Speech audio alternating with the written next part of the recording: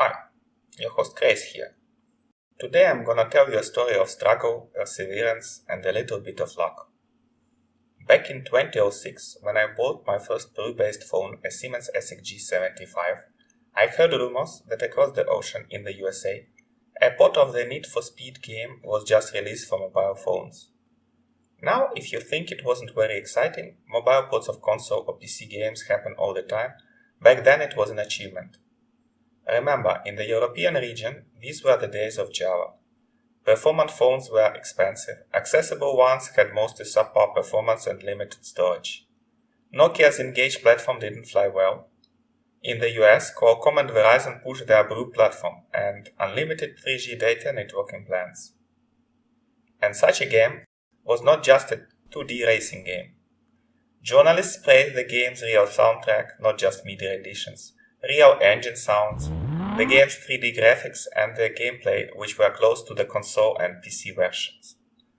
Compared to the games available at the time, this was a technological breakthrough. In 2006, the game even won Best Game Application Award at BREW 2006 Developer Awards. Unfortunately for me living in Ukraine, the game was released exclusively on Verizon's and later AMPed BREW devices and featured content streaming, where the content had to be periodically downloaded from the server, which was supposedly located in the carrier's network. Fast forward to 2009, and around that time I have discovered the settings for some demo servers which Qualcomm used to demo the BREW content to the manufacturers and carriers. Some phones had these servers pre-programmed in their BREW settings. Using that, and some documentation found on now-defunct forums, content was downloaded from one of the test server's addresses, and one of the downloaded games appeared to be Need for Speed Underground 2 Mobile. Unfortunately, at that time, IdeaWorks 3D's content server was already decommissioned, and the payload downloaded from the demo server didn't contain any tracks or cars, so the game couldn't be started. In 2011, I began posting videos on my YouTube channel, and at some day after that, a viewer who also was a Siemens phones collector donated me a BenQ Siemens EF91 phone, which had Need for Speed Most Wanted, a cut-down mobile standalone version preloaded onto it. Meanwhile, at the other end of the planet, a Need for Speed fan, which goes by the name of Leqz, got interested in that same mobile port. After several researches, he came to the conclusion that the game was lost. In 2020, he stumbled upon a YouTube video of one of the IdeaWorks 3D contractors, Chris Baker, who worked on porting and texturing tracks for the game. He also found my YouTube video featuring the gameplay from Need for Speed Most Wanted Mobile. He contacted me, and together we thought that maybe we would contact former developers asking them about how the games were made, what issues were encountered during the development, and how they managed to overcome them, and that would raise awareness of our search. Leqz then went through the game credits, tried to find the developers' information to contact them. Moreover, that someone from Need for Speed Theories forums managed to get some of their emails earlier. Sometimes after my Need for Speed Most Wanted mobile video on the channel, an anonymous viewer sent me a debug x86 build of new Need for Speed Underground 2 Mobile with in-development versions of levels. This build was very buggy, didn't have all the areas, and still required internet connection to operate outside of what was being in the process of testing when said development build was backed up. Fast forward to June 2024, and another mysterious sender sent me a large package with the game's builds, included Symbian and BREW builds for ARM actual phones, for the SDK simulator, and standalone builds for Windows, included early prototypes and final build versions. More importantly of that, there was all the data for offline running the game, except for changing the cars, upgrading their parts and visuals, which were done on the server. During the quest for finding the game builds, we have interviewed the developers which had prior worked at IdeaWorks 3D on the game, and their words shed light on how this art piece of software engineering was created. According to Tim Kloss, then IdeaWorks 3D CTO, the biggest challenges were the CPU-GPU performance. In 2003 and 2004, when the company started thinking about the project, Mobile devices did not have GPUs and typically had an ARM9 processor running around 100 MHz, massively underpowered compared to even a PS1. Memory. A BREW game had to fit within an install size of around 1.5 MB and was allowed around 5 MB heap memory when running. Ridiculous. Compare that 650 MB of space or whatever on a PS1 CD-ROM. Control interface. Games relying on twin sticks and lots of buttons needed a complete interface redesign for mobile. Team Clarke. A key achievement for the game coming to life was re-implementing the PS1 GPU specifications as a software renderer. This was internal tech called Power, the 2-year brainchild of Brian Pearson. According to Dave Poston, then 3D lead developer for NFS Underground 2, the team started with a very early version of the in-house AirPlay SDK, which covered the low-level platform integration. It also contained the software graphics renderer they had used for Tomb Raider and Tony Hawk's Pro Skater. From there, the PlayStation code was used, and rather than trying to port the graphics rendering directly, the graphics side of the game was more or less completely rewritten, so it could be tuned for the mobile device. The artwork for the game was also more or less completely redone, but the gameplay logic was kept more or less intact. For previous ports, the team had just straight ported the PlayStation game. This wasn't practical with NFS because the game was much bigger. And also, IdeaWorks 3D wanted to show off what they could do. And they assumed that if they did the graphics engine themselves, they would get a much better result than what the straight port could do. But actually, the project took longer than the other ports, was much more expensive, which made EA cross, and the results weren't that great, although good enough to make EA contract IdeaWorks 3D to make the sequel.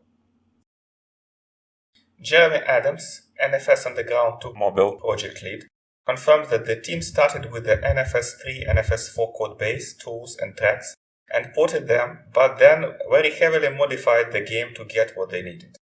Dave Poston wrote an entire new engine built on Brian Pearson's software renderer, so the thing that really remained was the track geometry and therefore AI racing lines and AI logic. Much of the physics engine, which is why the hilarious collisions strangely similar to the same sort of collisions you got in NFS 3, NFS 4 PS1 games, and indeed the NFS Underground 2 console versions. Obviously, there was no drag racing in NFS 3, NFS 4, so that was all new logic that the team had to build. Basically, IdeaWorks 3D started with a PS1 code base, but by the time they finished it, it was a long way from that, though the traffic cars, for example, might basically be lifted straight from the PS1 game, perhaps with some optimizations on the models and textures. Dave Poston reminiscences that IdeaWorks 3D was also quite ambitious with trying to do over-the-air downloads. OTA content was a buzzword back then, so a lot of the game was delivered via the service. The player could customize its car, and the resulting car's assets would be delivered OTA. The server even rendered the textures before delivering it to the player's device. Per Jeremy Adams, the first thing to bear in mind is that when IdeaWorks 3D first looked at BREW, he was even dispatched to BREW 2004 conference in San Diego to go work out the capabilities. Fairly quickly, the company got talking to Verizon and EA, and Verizon were clear that they were going to roll out unlimited data plan with all their VCast EVDO plans. And that gave the developers a green light to make a game that was able to deliver a very deep 40 hours plus of gameplay console-like experience because they could rely on downloading content on the fly without the users having to worry about any cost associated with their data plan. And it worked beautifully.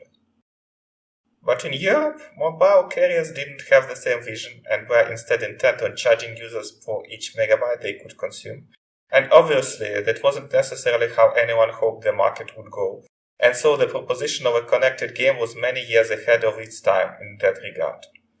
How do you explain to a user the data changes they are going to incur playing the game? On the flip side, VCast enforced a 2 megabyte limit for the entire game, including all code and data, which they probably thought at the time was loads. G2Me games were 64K or 128K, So for the Symbian version, the development team was able to instead include most of the assets, tracks, engine sounds, FMV, music in the package, and as well as the various blobs of data from the server, speech, cars, car parts for the shop, etc., which were effectively pre-cached on the device. So that dramatically reduced the data transfer requirements, but you still needed to have a connection for the shop and for the AI cars, as each car was custom built and delivered to the handset. Unfortunately, the Symbian version was never released by EA. Clarke, credited as AirPlay lead developer and multiplayer lead developer for Need for Speed Underground 2 mobile, remembers that IdeaWorks 3D had a complete non-standard network stack. It started with a low-level alternative to TCP that worked around some bad design choices on early versions of Symbian, and also could go in real-time, non-reliable mode for multiplayer traffic. On top of that, were some services for things like high-score tables, multiplayer matchmaking, actually doing the multiplayer traffic and the download service. The download client checked how much of a file was downloaded and resumed downloads. It should have had real online multiplayer, but EA got nervous about the testing of it, so the developers had to drop it. They also forgot to drop multiplayer developers from the game credits. The success of the game ultimately led the company decision to market the AirPlay SDK separately from games it was used for. Unfortunately, this decision was made several years later, in the days where Symbian, BREW, and Windows Mobile were no longer relevant. The company put all the stakes on the said SDK, first renaming it to Marmalade SDK and then renaming itself as Marmalade Technologies Limited. The SDK lived until 2017 under the name of Marmalade SDK, when the technology was purchased by the Japanese GMO Cloud, only to be finally discontinued in May 2018. In its heyday, Marmalade SDK supported deployment of applications to the following platforms: Android, BlackBerry 10, iOS, LG Smart TV, Tizen, macOS X, Windows Desktop, Roku 2, Roku 3, Windows Phone 8.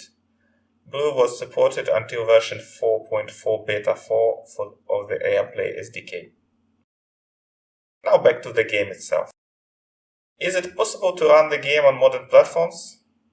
While the leaked files contain a Windows debug build and even builds for BREW Simulator, to replicate the authentic experience, one would be interested to run the game on a portable device, a phone. Unfortunately, phones with any kind of keypads became rare. We can run it on a jailbroken Verizon CDMA feature phone and even on a jailbroken Japanese K-type, but the most interesting would be to be able to run it on modern phones. We worked closely with usernameak, the developer of Melange, the Android BREW wrapper, to get some bugs fixed and get the game running on it. We have also involved Hypercycle and R033, known in the Need for Speed modding circles, to get the builds running and figure out the conditions when the game wouldn't trigger online download and verification. As you can see, it runs smoothly at 60 FPS, there are no glitches, and you can control it via the on-screen keyboard Melange provides. Using the phone's hardware or keyboard, you have such, or with a Bluetooth controller. Sound is not implemented in Melange yet. So here we are. Yet another lost mobile game has been archived and will not be forgotten. However, the quest is not over yet. There are more IdeaWorks 3D games which haven't surfaced yet, like the full version of Need for Speed Most Wanted, the BREW version of Pandemonium, the ill-fated Final Fantasy Digital of Cerberus Lost Episode. If you are interested to help in any way, please contact us. If you have earlier purchased the still missing games and maybe have them on your old phone lying somewhere abandoned, we will gladly help to get them baked up and preserved. We are also looking for people knowledgeable in the track assets and server rebuilding from scratch. If you enjoyed this video, don't forget to like, subscribe, and hit that notification bell to stay updated with more exciting content. I also have a Ko-fi page where you can support me financially. Thanks for watching, and I will see you in the next one.